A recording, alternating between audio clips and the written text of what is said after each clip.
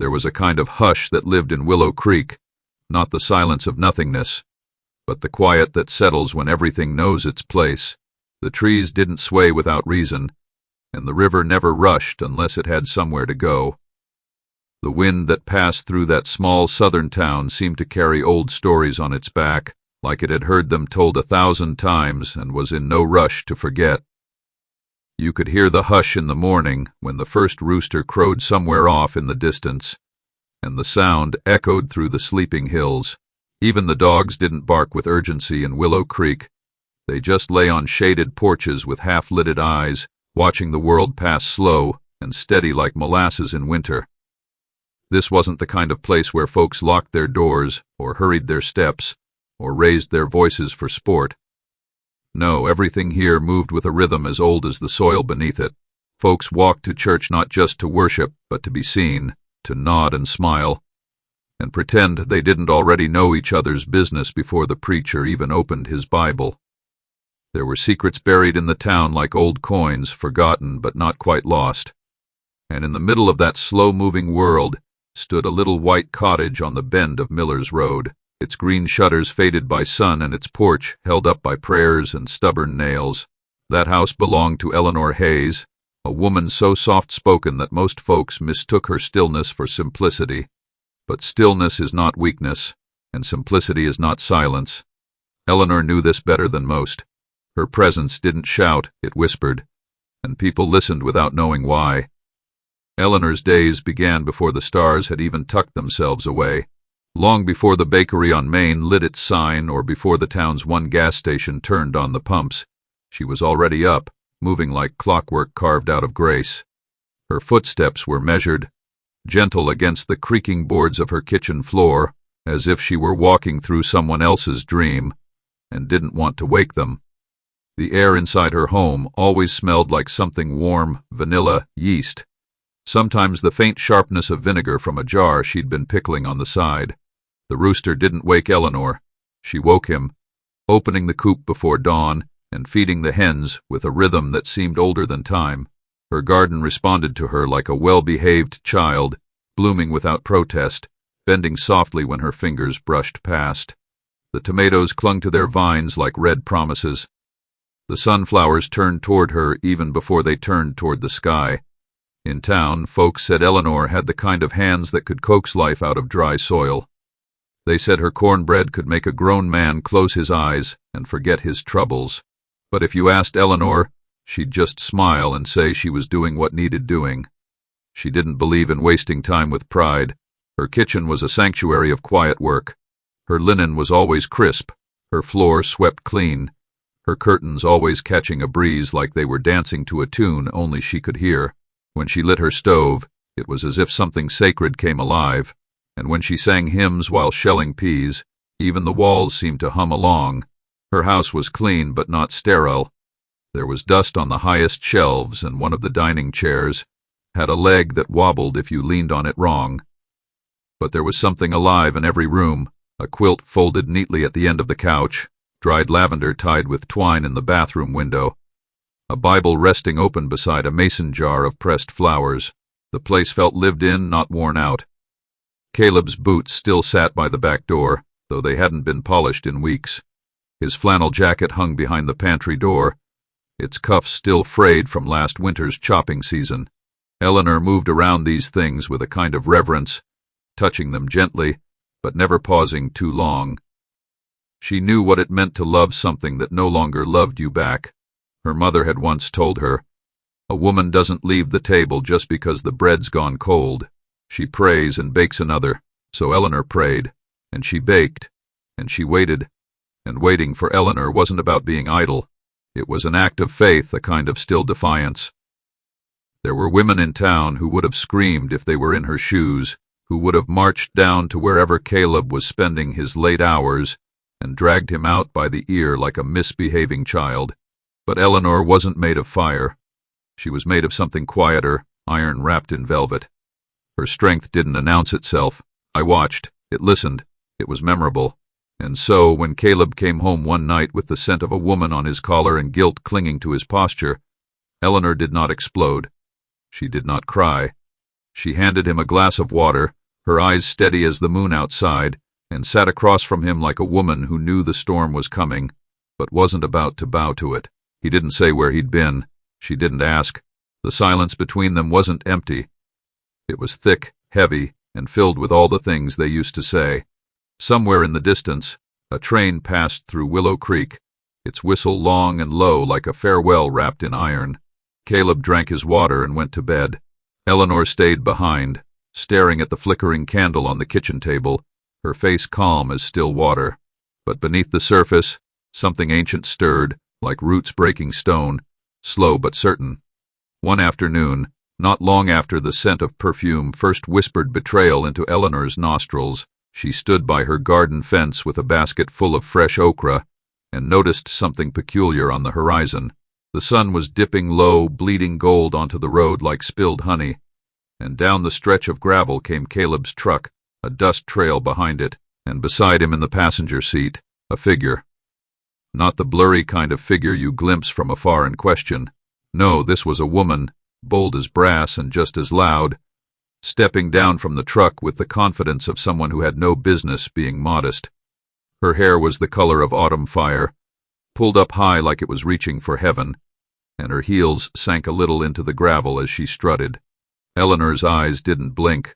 She stood still, the basket still clutched against her hip, watching as Sabrina Cole laughed at something Caleb said, his head turned toward her like a sunflower that had forgotten the sun. The woman's laugh reached Eleanor even through the distance, sharp and careless like glass tumbling down a staircase. Sabrina's hands rested too easily on Caleb's arm, and he didn't flinch, didn't glance toward home, didn't look like a man who remembered who'd sewn the lining into his coat last winter. He just smiled, the kind of smile that betrays years with a single curve of the mouth. Eleanor didn't scream. She didn't shout. She turned, slow and silent, and walked back toward the house. The okra never made it to the counter that evening.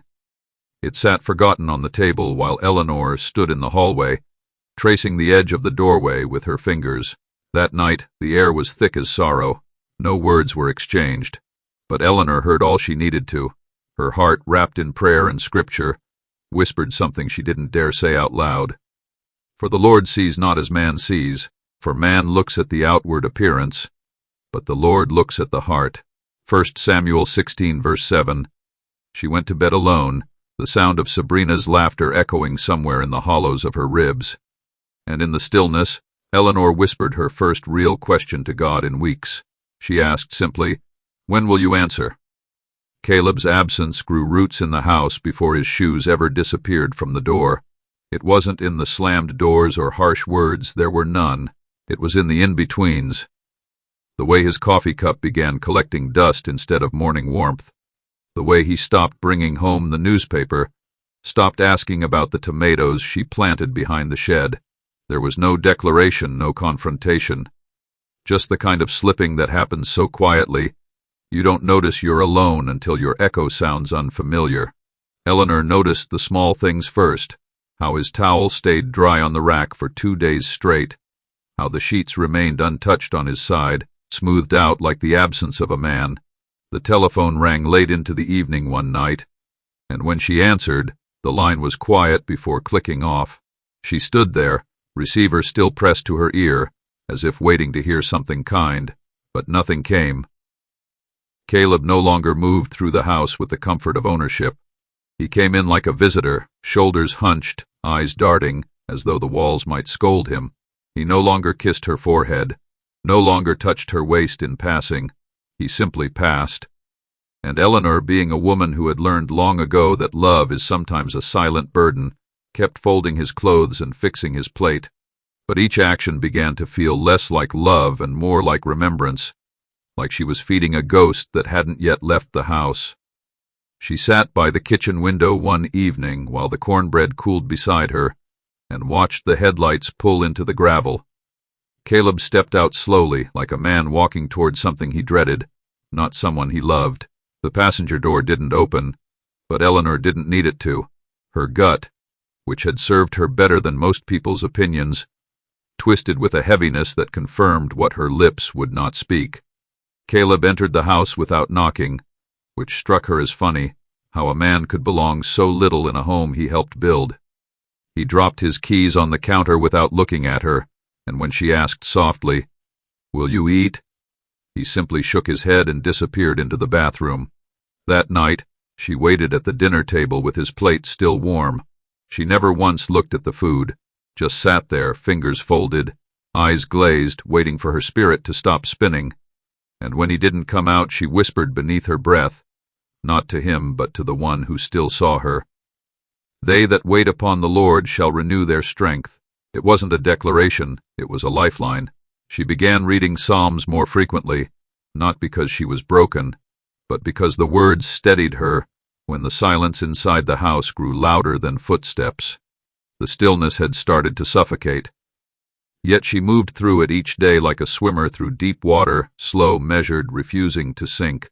It was in the general store, tucked between the cornmeal and the flour, that she overheard the name again, Sabrina Cole. The words dropped like ice down the back of her neck. Two women were whispering near the spice rack, their voices pitched high with gossip disguised as concern. "She's been seen riding with Caleb," one said, lips twisted in satisfaction. "He's been keeping her out at Dunlow's cabin past midnight." The other gasped as though scandal was something holy. Eleanor stood perfectly still, her hand wrapped around a sack of rice, eyes not focused on anything at all. The sound of her own name never left their mouths, but she could feel it circling her head like a hawk waiting for weakness. She didn't confront them. She paid for her groceries and left with the same grace she'd always carried. But that night, when she stood at the sink scrubbing a plate that had never been used, her hands trembled just slightly. She wasn't the sort of woman to fall apart in front of others. Her unraveling was done in private, away from curious eyes and clucking tongues. The next day she drove to the post office and mailed a letter to her sister in Savannah. Not because she was planning to leave, but because she wanted someone to know that she was still standing. And then she returned home, fed the chickens, pulled weeds from the garden, and baked a peach pie that sat untouched on the table all night. Caleb never came home that evening. The stars looked down like old friends who couldn't help but pity her. When the morning came, Eleanor did what she always did, rose with the sun, tied her apron around her waist, and swept the porch as though nothing had shattered. But the truth had taken root now. It bloomed not like a flower, but like a crack through stone, quiet, but impossible to ignore. The second time she saw Sabrina, it was in Town Square. The woman was stepping out of Caleb's truck, her lipstick a brazen red that dared anyone to question her presence. Caleb remained in the driver's seat, one hand on the wheel, eyes fixed on the horizon as though ashamed to meet the world he once belonged to. Eleanor stood by the church steps, a basket of biscuits in her arms, watching without blinking. Sabrina didn't spare her a glance, just strutted toward the diner like she was queen of a castle built on stolen bricks. Eleanor didn't follow, she didn't speak, but something inside her shifted. Her silence wasn't submission, it was the silence before a storm. That afternoon she went home, pulled out her ledger, and began cataloging every item in the house. She didn't know what she was planning just yet, but she knew she needed to know what still belonged to her, legally, spiritually, and by memory. Caleb returned late, smelling of smoke and beer. He barely looked at her as he stumbled past. But Eleanor wasn't looking for his eyes anymore. She was looking past him, beyond him, to something steadier. The floor creaked beneath his feet like it, too, had grown tired of holding his weight. Eleanor poured herself tea and sat by the oil lamp with her Bible open, reading without distraction. The wise woman builds her house, but with her own hands the foolish one tears hers down. She read it softly, then folded the page gently. The tea steamed against her cheek like a whisper. She didn't cry that night. She simply watched the flame flicker and wondered what foolishness had entered her house, and whether she was the one meant to cast it out. The heat that July afternoon wrapped around Willow Creek like a preacher's long sermon, thick, slow, and unrelenting. The air stuck to the skin and clung to the lungs, as if the day itself didn't want to be forgotten. Cicadas sang from the trees with a hunger that seemed to echo the fire brooding in Eleanor's chest. She had just returned from a brief trip into town, her arms aching under the weight of groceries, When the sharp smell of smoke pierced her nose, acrid, unnatural, wrong, her steps slowed as she neared the gate. She noticed the hens had scattered to the far side of the yard, unsettled. Her heart, calm only moments before, started its old, familiar prayer. She walked around the house, and what she saw pulled the breath right out of her chest. There, in the middle of the yard where the breeze usually passed softly through her linen, stood a woman, barefoot, beautiful in the most offensive way, and laughing. Sabrina Cole held a broomstick like a scepter, triumphant beside a smoldering pile of ash. What was once Eleanor's wardrobe, dresses stitched by her mother, coats gifted by her father, linens collected over a quiet decade of marriage, was now reduced to blackened scraps. Wisps of fabric floated like dying spirits into the humid air. Sabrina didn't look remorseful. She looked satisfied. The kind of satisfaction that only comes when someone believes they've won. Eleanor didn't speak at first. Her lips parted, but no words escaped, as if even language had abandoned her in this moment. The woman before her had taken what little dignity remained and offered only cruelty in return. The flames still cracked and whispered in the wind, their dance mocking the silence between them. Caleb stood at the edge of the porch like a man caught between cowardice and complicity. He wasn't shouting, he wasn't stopping her, he wasn't even looking at Eleanor. That kind of betrayal had weight.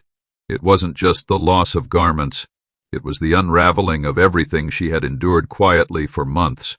"You can pack what's left and leave," Sabrina said finally, her voice sweet and sharp like honey laced with vinegar.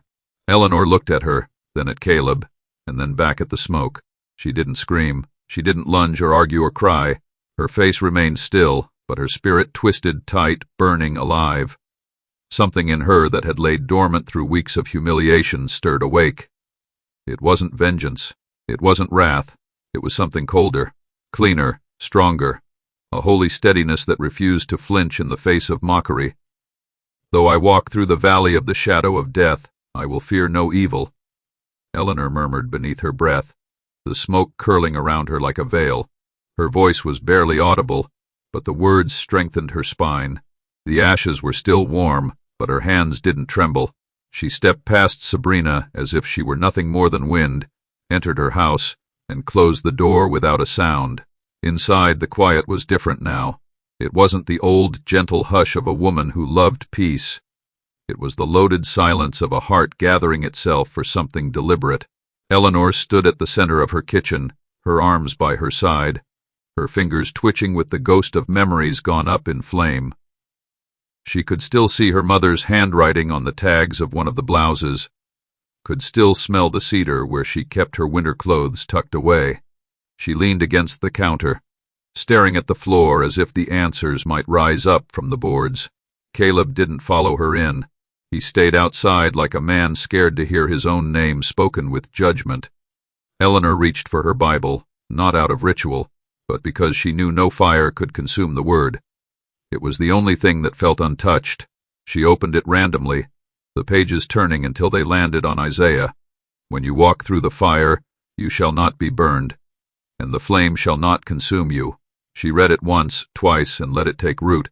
She set the book down gently, then pulled a chair from the table and sat. She didn't cry. Her face was pale but composed, the kind of composure that terrified the devil. Her house was hers still. Her breath was hers. Her God had not left her, though her husband had clearly chosen another God entirely. A deeper quiet filled her chest, not of despair but of decision. Her eyes moved toward the attic door. Something there needed retrieving, not things but clarity. By evening, the fire had long since turned to ash. Sabrina was gone, likely back to her place by the creek with her victory tucked under her arm like a trophy. Caleb lingered in the yard, lighting a cigarette he used to pretend he didn't smoke. He stared into the ground like he was hoping to sink into it. Eleanor watched him from the window, unnoticed, unmoved. The man she once loved looked small now, hunched like a child who feared a whipping, but she had no whippings to give. He had long since removed himself from her heart. Now she was simply arranging the paperwork. That night, she prepared a small meal, not out of hunger but habit. She fixed one plate, ate in silence, and then cleaned every dish with care, as if she were preparing for guests who would never arrive. As she swept the floor, she felt no anger, only clarity. The ashes in the yard were not a loss. They were a beginning. An ending, yes, but endings, when done right, can free the hands to build again. Caleb knocked gently on the door before entering. He didn't speak. Eleanor didn't look up. She continued sweeping, the bristles brushing over the grains of wood like a gentle goodbye. She could hear him breathing, nervous, shallow. Then he asked, "Where do we go from here?" It wasn't a question for reconciliation. It was a plea for mercy. Eleanor let the silence answer for her. Sometimes silence is not cruelty. It is the only language strong enough to hold the truth. The days that followed the fire passed like stones skipping over still water, each moment making a ripple, each silence carrying weight. The town, small as it was, moved with the rhythm of whispers. Eyes lingered longer than usual when Eleanor passed by, and behind polite nods were conversations too quiet to hear but loud enough to feel. Sabrina, with her painted lips and cocky smile, had taken to appearing at the grocery store at the same hour Eleanor did, always managing to arrive just ahead of her, as if to mark territory. But Eleanor didn't flinch. She moved with the grace of someone who had outgrown performance. She greeted the butcher with the same warmth, thanked the grocer without faltering, and carried her paper bags with quiet dignity. Sabrina could steal fabric, but she couldn't wear Eleanor's character, and that truth, though never spoken, stood between them like a wall of glass. Mrs. Opal Granger had started watching Eleanor's house from her porch with more frequency, and one afternoon she called over, "I see you, honey." "Do." Eleanor paused, turned, and nodded slowly. She understood the weight in that woman's voice. Sometimes when the world won't hand you justice, someone's eyes, just watching, just knowing, can be enough to keep you from falling apart. There were no confrontations, no shouts, no broken dishes, but there was change, small, careful change. Eleanor had stopped setting the table for two. She no longer refolded Caleb's shirts. And when she walked through her front door, she walked like she owned it, not because a man made it hers, but because God gave her feet and the right to stand on her own land. She started humming again while watering the garden, not the old hymns, not yet, but something wordless and soft that filled the air like a question waiting for an answer. The garden, once a mirror of her grief, had started to show signs of life again. New buds pushed through the soil as if they, too, had decided it was time to begin again. The rosemary near the porch steps was growing wild, stretching toward the railings like it wanted to climb its way inside. Eleanor pruned it carefully, gently, like it was something sacred. She started saving more seeds. Her fingers spent more time on the earth than on door handles. Her hands, though worn, never looked tired. If anything, they looked purposeful. Tommy, the quiet orphan who had once helped her pluck weeds and fetch eggs, came by one afternoon with a cracked toy in his hand and a bruised knee. He didn't speak much, never had, but Eleanor opened the gate before he even knocked. She sat him down on the porch, cleaned his cut, and gave him a slice of cold pie, not out of pity, out of understanding. He didn't ask about the fire. He just leaned against her side and let the silence say what needed to be said. Sometimes broken people don't need words. They need someone who knows how to sit with ruin without trying to sweep it up. She gave him a sewing needle and showed him how to patch his stuffed bear. When he left, he turned once to wave. She waved back, and in that small exchange, something in her heart that had gone dry caught a drop of rain. Eleanor began spending more time in the attic, a place that had once felt like a burden of forgotten boxes. Dust hung in the air like old regrets, and the floor creaked in familiar rhythms beneath her careful steps. She sorted through trunks of papers, ledgers, deeds, and faded receipts. Everything was accounted for, more than she had remembered. Caleb's name, it turned out, was very little. He had never bothered with the paperwork, content to let her handle the bills, the taxes, the forms that came twice a year and needed signatures. What he failed to notice was that the land, the home, and even the car still bore her name. A foolish man counts ownership in noise. A wise woman files it in silence. Eleanor began gathering everything into a binder, quietly, methodically, not as a threat, as preparation. She visited the library on a Wednesday morning and sat with a reference book about property rights, circling dates with a borrowed pencil. No one saw her come or go. She didn't gossip, didn't whisper. She simply learned. The bank teller, a woman named Judy with a chin that trembled when she spoke, handed Eleanor her updated statements with a curious glance, but said nothing. Eleanor thanked her, walked back to her car, and sat there for a long while before turning the key. The truth of her life now had weight, but no chains. She had been grieving a man who had already let go of her. Now she was just untying the knot he left behind. That night she sat on her bed with the binder in her lap and whispered, "The Lord will fight for you. You need only to be still." The words did not sting, they comforted me. They reminded her she was not fighting alone, nor was she fighting with fists. Her weapons were truth, patience, and a name written in ink where it mattered. One evening, Eleanor brewed a pot of mint tea and took her cup to the front porch, where the crickets were starting their nightly choir. The sun was lowering itself behind the hills with the slow dignity of an old man lying down to rest. Across the road, Mrs. Granger was rocking slowly, her silhouette framed in golden light. Neither woman spoke, but both nodded. There was peace in that moment, earned, not gifted. Caleb had not returned that night, nor the one before. His absence no longer echoed. It felt like a door that had been properly shut. Eleanor let the night breeze touch her cheeks. Her fingers curled around the warm mug. She remembered the words her mother used to say when troubles came in waves.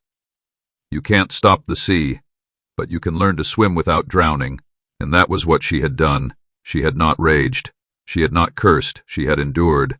And now, without fireworks or fanfare, she was reclaiming the home that had always been hers. Inside, the lamp in the hallway flickered. She would need to replace the bulb soon, a small task but hers to do. She rose, walked slowly inside, and closed the door behind her, not as a woman shutting out the world, but as one who had finally decided what would be allowed to remain within it. The shift didn't come with a bang or a revelation. It arrived quietly, like the slow curling of smoke from a candle just snuffed. Caleb and Sabrina had started to grow careless, too sure in their conquest, as if the burning of Eleanor's clothes had been the final act of victory. But what they failed to notice, in their haste and pride, was that the woman they tried to humiliate had not fallen. She had simply stopped clinging to what no longer served her. In the days following the fire, Eleanor's routine took on a different shape. She no longer moved like a woman holding on. She moved like someone letting go, and in that letting go, she found her footing. She began gathering documents with a sense of calm that unnerved even herself. Not because she enjoyed it, but because she finally understood her power had never been tied to fabric or sentiment. She had built this life with her own 2 hands, and now she was gathering proof of it, every signature, every notarized slip, every old check stub. She collected them like a woman preparing for harvest, sorting the wheat from the chaff, the truth from the noise. It wasn't about revenge. It was about restoration. She made photocopies of deeds, filed her name under a new bank account, and spoke with a clerk at the courthouse who remembered her father fondly and said, "Anything you need, Miss Hayes." She no longer corrected people when they left Caleb's name. She let it fall away like something dead that didn't need burial. Sabrina, never one to keep quiet long, had begun parading her presence with more force. She showed up at the hardware store wearing Eleanor's old sun hat, an unmistakable woven blue one with a tear on the brim, and leaned on the counter like she owned the man behind it. Caleb stood behind her, silent, his smile not quite reaching his eyes. They carried on like people too desperate to appear happy. But what they didn't understand was that peace doesn't perform. Peace sits back and watches foolishness burn itself out. Eleanor walked past them in the store without breaking stride, a spool of twine in her hand and a list folded in her apron. She didn't speak, she didn't glance, but her presence cracked something invisible in the air. The man at the register, whose name she never needed to ask twice, stood a little straighter when he greeted her, and Sabrina, for all her painted confidence, faltered just slightly, her smile tugging too tightly at the corners. Caleb glanced over, but Eleanor had already turned away. What was there to look at? A man who had traded loyalty for lust. A woman who mistook possession for love? Let them have their illusions. Eleanor had no appetite for empty things. She left the store, walked out into the afternoon heat, and breathed in the dust like it was clean air. Every step she took was rooted in something new, herself. The weight of what she'd survived made her lighter, not heavier. "He that is slow to anger is better than the mighty," she whispered on her walk home, the verse hanging in the air like a shield. And in her heart she smiled, not because she won, but because she no longer needed to. Back at home, Eleanor began preparing, not just in paperwork or prayers, but in presence. She walked through the rooms as if seeing them with new eyes, eyes that no longer looked for what had been taken, but for what still remained. She opened windows that had long been closed, aired out the curtains, scrubbed corners she had ignored for years. She began to reclaim her home, not with noise but with intention. She touched each doorknob like it was a vow, reminding herself what she owned, what she had preserved through storms no one else could see. When she reached the attic again, she took out the last of the paperwork and laid it out on the kitchen table. There, among her mother's candlesticks and the scent of rising bread, she arranged the pieces of her future like puzzle tiles. The house was in her name. The land, inherited through her father's line, bore no trace of Caleb's. The truck, surprisingly, still had her name on the registration. He had never bothered to update it. He had always been the kind of man who assumed things would stay his if he ignored the details. But details, as it turned out, were where Eleanor lived. She gathered each file into a manila folder, placed it in a canvas bag, and stored it behind the flour tin. It was not meant to be flaunted. It was meant to be used when necessary. The power she held now was not one of titles or threats. It was the quiet power of certainty. She didn't plan to scream it into the wind. She planned to speak it once, and only once, when it would matter most. A lion doesn't explain the roar before it comes. It simply waits. The morning the gray-suited man arrived at the door, the sky was still pale with sleep. He stepped out of a tan sedan, briefcase in hand, shoes polished to a shine that didn't match the dirt road beneath them. Caleb and Sabrina were on the porch when he arrived, Caleb with his arms crossed like a boy who knew he'd done wrong. Sabrina in one of Eleanor's old summer dresses, the fabric strained across her chest as if it, too, was protesting. The man asked to speak with Mrs. Hayes. Sabrina stepped forward. "That's me," she said with a smugness that was sharp enough to draw blood. The man checked his papers, frowned slightly, and shook his head. "I'm here to see Eleanor Hayes," he said clearly, emphasizing the name. Eleanor appeared in the doorway just then, her apron still damp from washing vegetables. She wiped her hands on the hem and greeted him with the kind of calm that only comes from truth. "That's me," she said softly, and the man smiled politely, tipping his hat. Caleb's face fell, his posture sagging like a door that lost its hinges. Sabrina's mouth parted, but no words came out. The man stepped inside with Eleanor, and the door closed gently behind them. The conversation that followed was short, a verification of names, ownership, dates. When the man left, he nodded once to Eleanor and walked back to his car. No spectacle, no shouting, just quiet confirmation. Eleanor stood by the door, watching them from the inside. She didn't wave, she didn't explain. She simply let them sit on that porch and stew in what they had never taken the time to understand. When Caleb finally looked at her, his mouth trembled like he wanted to say something, but Eleanor turned and walked back into her home, each footstep a closing chapter. Not with bitterness, with finality, the kind that needs no punctuation. In the days that followed, the porch sat empty. Caleb no longer came by, not even to collect his things. Perhaps it was shame that kept him away, or pride disguised as silence. Either way, Eleanor didn't wonder. The absence felt clean, like dust swept from a windowsill. Sabrina, for all her noise and fire, vanished just as quickly as she had arrived. No formal goodbye, no parting shot, just a final echo of heels on gravel and then stillness. What remained in the house now was not bitterness, but air, room to breathe. Room to remember who she was before her heart had been stretched too thin trying to hold two people's worth of love. Eleanor moved through her days with the quiet confidence of someone who had already paid the price for peace and was not willing to go into emotional debt again. She did not remove the photographs from the mantel. She did not erase Caleb's name from the past, but she no longer polished the frames. Let the dust settle where it may. She opened her windows wide in the mornings and let the wind carry away the remains of old grief. She found herself humming again, not out of habit, but from something deeper, a sound that rose from her belly like birdsong. It was not happiness, not yet, but it was freedom's cousin, and that was enough. She took to sitting on the porch in the early evenings, a worn quilt across her knees, her Bible open in her lap, not for show, not even to read it aloud, just to be near it, like one might sit beside an old friend who didn't need to speak to be understood. The Word had been her companion through fire, and now it was her shelter in quiet. One evening, the sky broke into streaks of lavender and gold, and Eleanor found herself reading aloud, not to anyone in particular, just to the wind and whatever angels might be near. He maketh me to lie down in green pastures.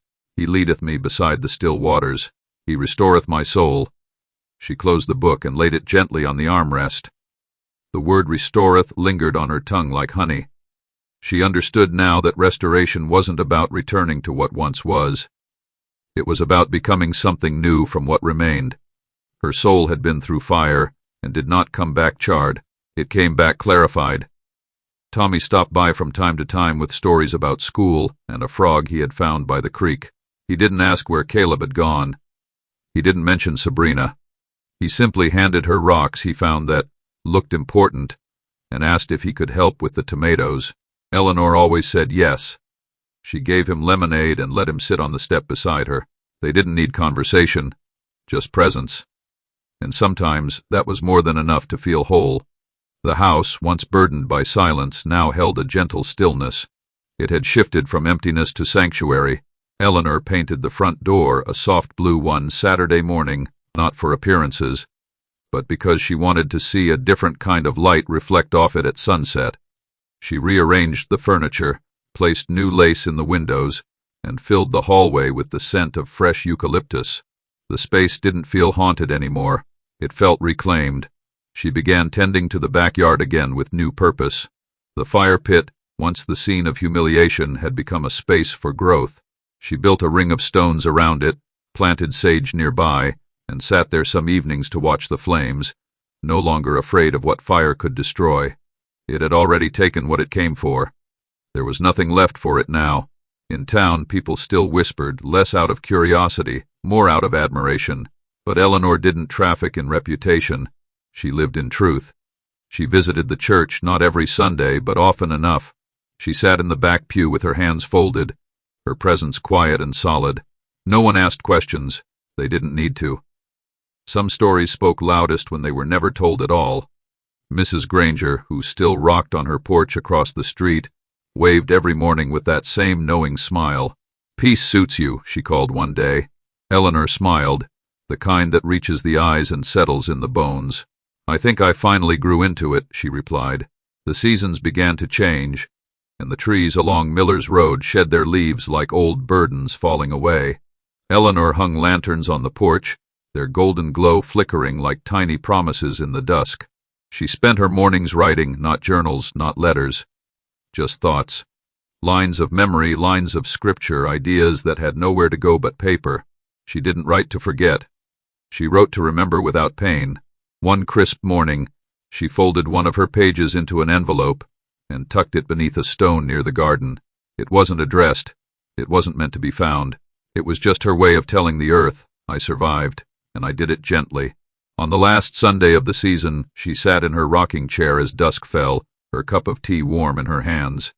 She listened to the wind rustling through the trees, the distant sound of a rooster, the soft hiss of the kettle she had forgotten on the stove. It was in that moment, ordinary and unspectacular, that she felt the fullness of what had come to pass. She had loved and been left. She had been betrayed and burned, but she had risen without raising her voice, rebuilt without tearing down. She hadn't won in the way others might measure it, but she had endured, and endurance, when done with grace, is a kind of triumph no fire can consume. She exhaled softly, tilted her head to the sky, and whispered with a smile, "It is well with my soul. Dear listener, maybe you've been through your own fire. Maybe someone tried to strip you of your peace, your worth, your voice, just like they tried to strip Eleanor. Maybe you've been laughed at, overlooked, betrayed, or told to pack your things and leave a space you helped build. And maybe, just maybe, you've been quiet for so long, Folks think you don't feel anymore. But hear me and hear me well. Stillness is not weakness. Silence is not surrender. And peace is not permission for people to play with your heart. Eleanor didn't fight like they expected her to. She didn't beg. She didn't crumble. She stood firm, not with fists, but with truth, grace, and unshakable dignity. You don't have to become bitter to be better. You don't have to shout to be strong. You just need to know who you are and whose you are. If anyone listening is in a season where you feel tossed aside, burned or belittled, remember Eleanor's quiet strength. Remember that God keeps excellent records, and He never forgets what was stolen, what was broken, or who tried to humiliate you. You may not get revenge the way the world expects, but you will rise, not in noise but in glory, not with vengeance but with victory. So hold your head up, dear heart.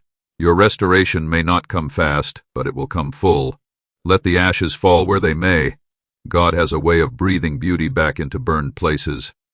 Now let's all pray together. Heavenly Father, we lift up every listener under the sound of my voice, those who have cried silent tears, those who have endured betrayal without a witness, those who have suffered silently under shame, rejection, or false accusations. Lord, just like you stood with Eleanor in that quiet kitchen, stand with them now. Where they've been wronged, restore them. Where they've been mocked, lift their head. Where they've been left behind, carry them forward. Where their dignity was stripped, clothe them in glory. Father, remind them that they are not forgotten, not discarded, and certainly not defeated. Wrap their hearts in peace so deep that even those who tried to break them will wonder how they're still standing.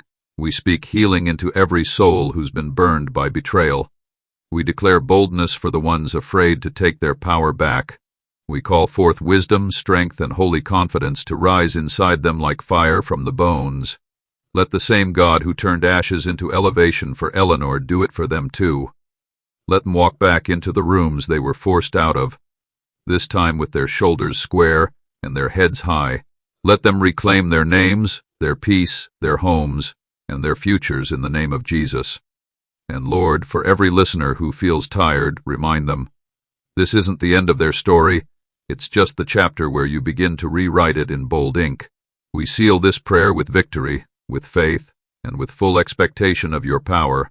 If you believe this prayer is for you, type Amen in the comments and receive it with your whole heart. Your comeback is already unfolding in silence, in strength, and in divine timing. In Jesus' mighty name, Amen, amen.